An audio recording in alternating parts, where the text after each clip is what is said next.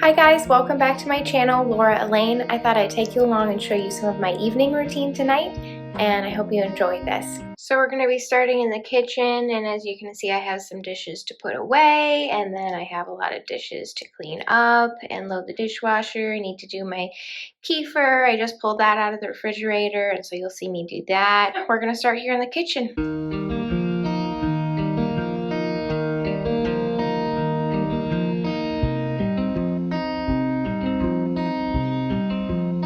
I thought it would be fun for you to see my kefir routine. I know I've made a previous video on how to make milk kefir at home, and you can check that out. I will link that. But this is how I do my kefir. I have figured out a routine and how it works for me.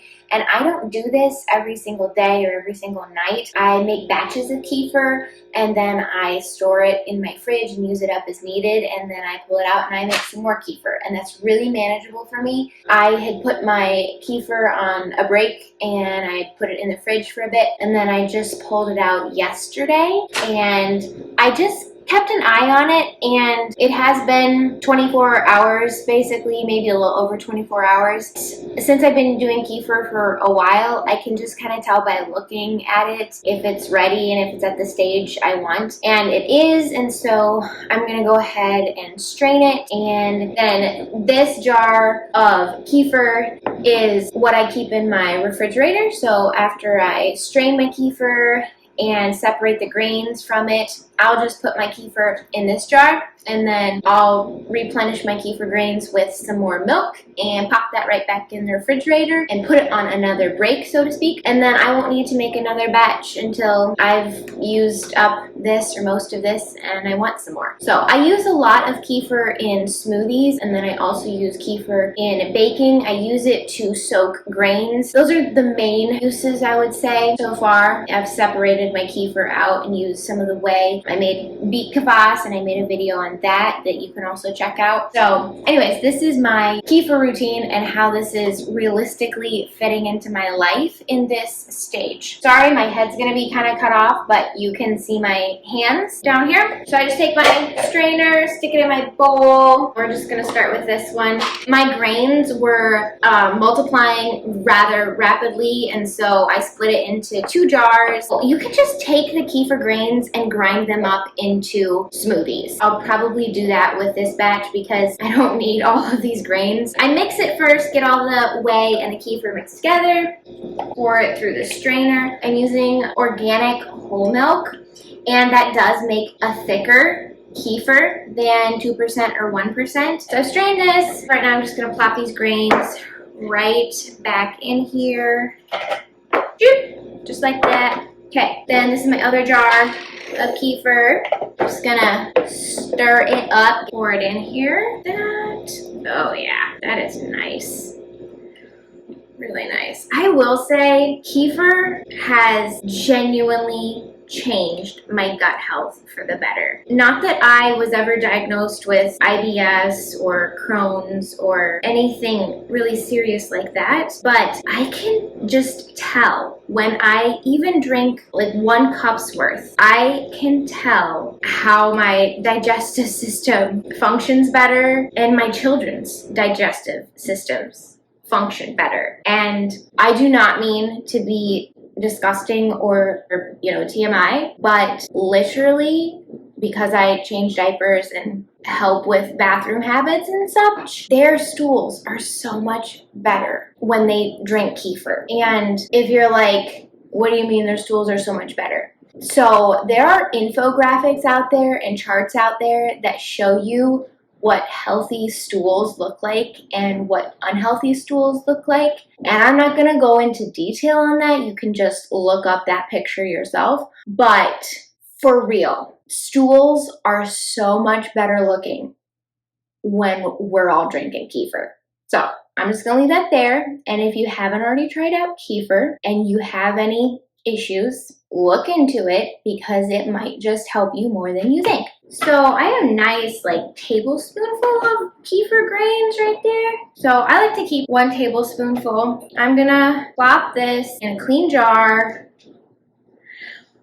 like that. I keep a little sticky note just because I am getting quite the collection of mason jars in my refrigerator. So I've started labeling my jars with sticky notes so I remember. So I know the difference between just my regular kefir and my kefir with grains and, you know, all the stuff that's going on in the fridge. This is just plain kefir. There's no grains in here. It's just what I pour from to make smoothies, whatever. And this is so pretty. Nice bubbles on the top, and it's pretty thick. Looks really good. And I'm just gonna pour it right in here. Okay. I do like to leave a little bit of room at the top, a little bit of headspace, because this is fermented. And so if I fill it too full, there is pressure building up, and I've never had it explode, like explode in the fridge or something. But as I have taken off lids, it has burbled out before and bubbled over.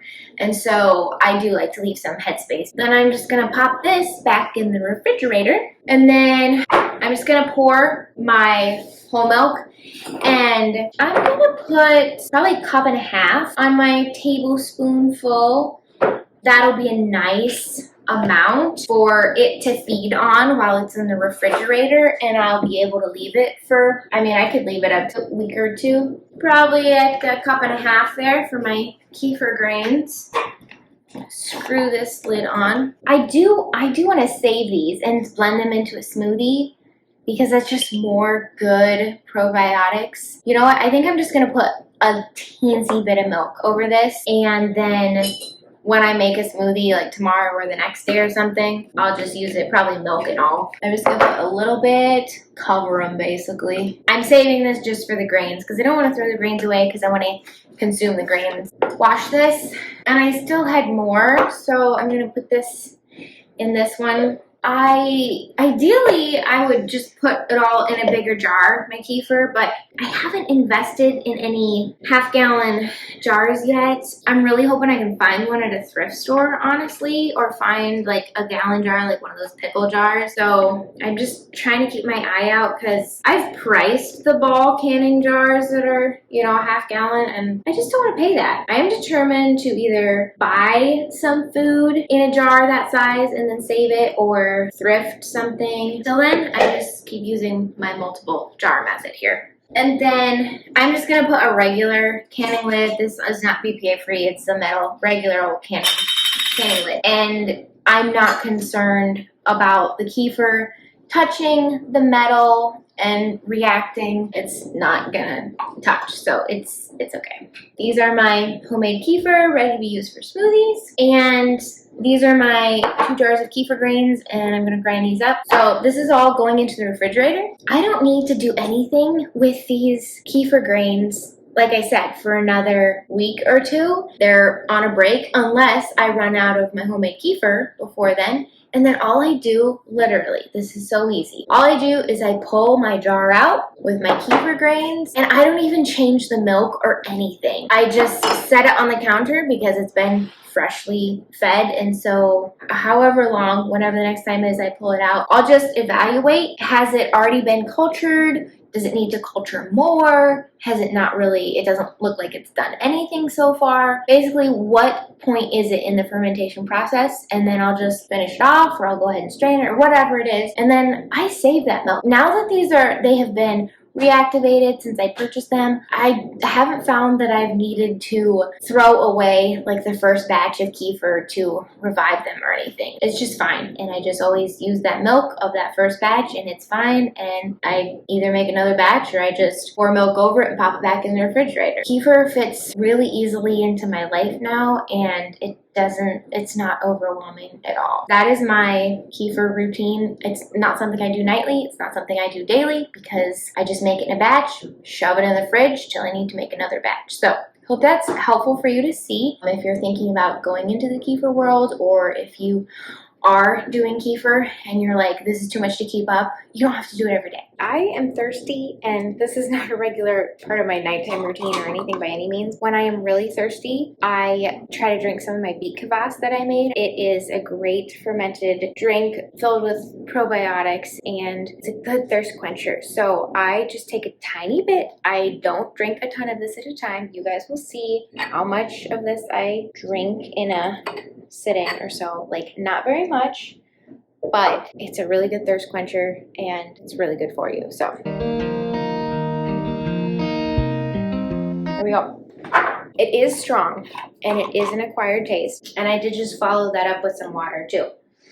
Beet Kvass has a really salty beet flavor to it. I mean, which makes sense because it's made with water, salt, I put whey in it, and beets, and that's what it is. So it makes sense that it tastes like beets and salt, but it's good for you, so I am drinking it. I made sourdough cinnamon rolls today. It was really good. It's a keeper. It was from Farmhouse on Boone. I changed it a little bit, and I made a short on that, so you can check that out. And I'll also link the recipe down below for you guys to check out if you're interested in that. But I'm gonna cover this up, and yay, I already have breakfast made for tomorrow. I'm gonna brush my teeth and get ready for bed, and I'll just show you a little bit of my nighttime routine. It's really low-key. I wore contacts today. I usually don't wear contacts. I typically wear glasses, but today was church, and so I decided to put contacts in. So I'm going to take those out, and I have just a teensy bit of makeup on, eyeliner, and a little tiny bit of eyeshadow. And the only makeup remover I use is coconut oil. Works really well. Guys, I don't even wash my face nightly or daily. That might disturb you and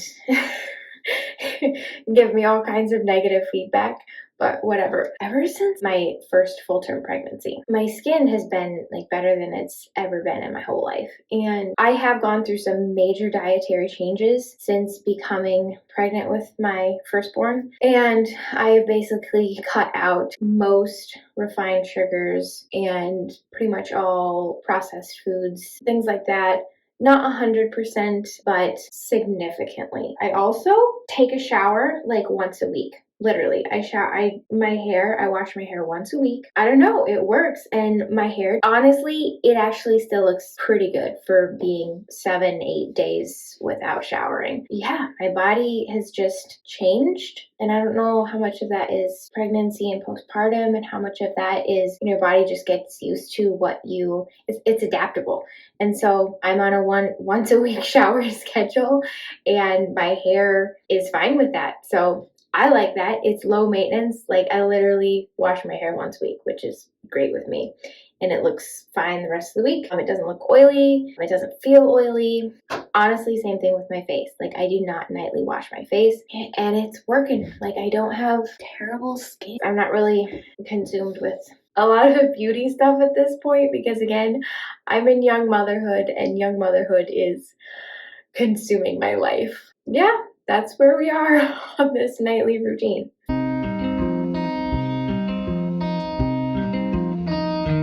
I use my toothbrushing and my flossing time to get a little mini workout in. I just pick an exercise or two that I want to specifically work on, usually squats or bridges or something to continue help heal my core. So I'm going to do some squats while I floss, and then while I brush my teeth, I'm probably going to do some bridges.